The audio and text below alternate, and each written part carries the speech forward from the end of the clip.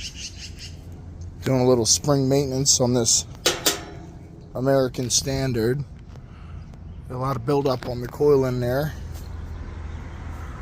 Not too much in the unit. Let's go ahead, first things first, kill power. Now the power's off. I'm going to go ahead and pull all these panels and the top so we can clean it. Opened up the electrical panel first, and you can see that some spiders made their home in here over the winter.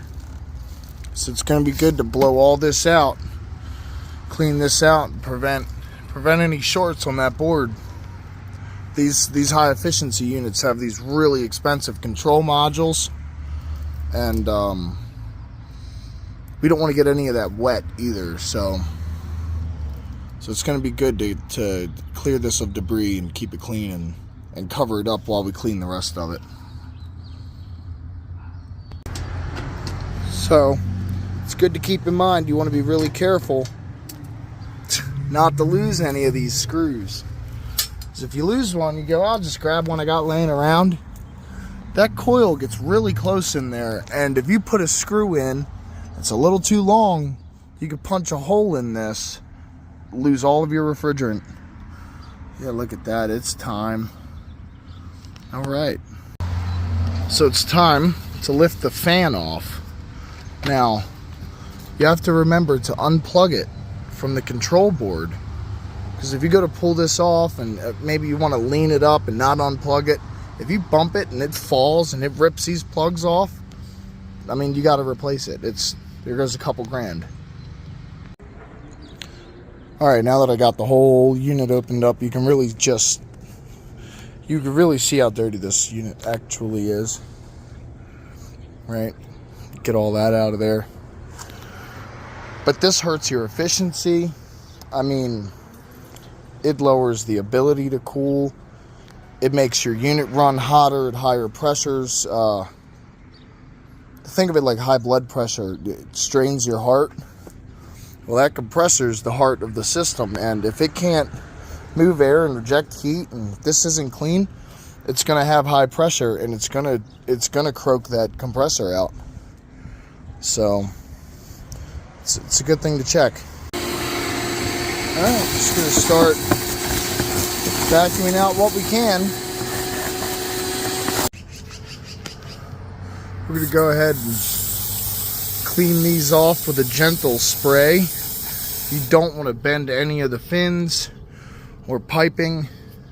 You just want to gently clean it. Alright, so when you get done, the unit should look a little more like this. Went ahead and cleaned the whole pad off, cleared any vegetation growing around it. All that's nice and clean. Checked all the wiring, everything in there looks great. Insulation's in good shape. There's a couple little leaves stuck to this, which is the downside to this style of coil, is these are kind of prickly, and I mean, leaf material will just stick to it. A little bit's okay. It's not going to harm anything, as long as it's not excessive. This thing's going to run a lot better now. Already got the unit all put back together, reassembled.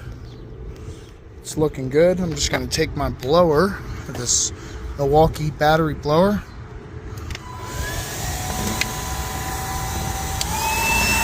and we're just going to blow all the debris out of here. Alright, the electrical cabinet's looking a lot cleaner now. Found a couple little things, checked the connections. This grommet had come out, which could lead to problems because this sharp metal edge in here, these wires rub against that for long enough, then that sensor will go bad. Easy fix, just snapped it back in, no problem. Yeah, everything else is looking good. Alright, well, we got the unit all back together. Everything's looking good. All that's left is to put this back, turn power on, get it cooling. We're going to take some temps, see how she works. But for now, that's a wrap. Well, there we go. She's running great. The fan's going. And you can't even hear it, but this unit is on right now. Incredibly quiet. I think this is one of the quietest air conditioners on the market. Listen really carefully. Yeah, you can hear it running a little bit. Want to make sure the furnace is running. If you have one of these April air humidifiers, you want to make sure you turn the damper, right, to summer, right, so shut the airflow off. Check the air filter. Yeah, there we go.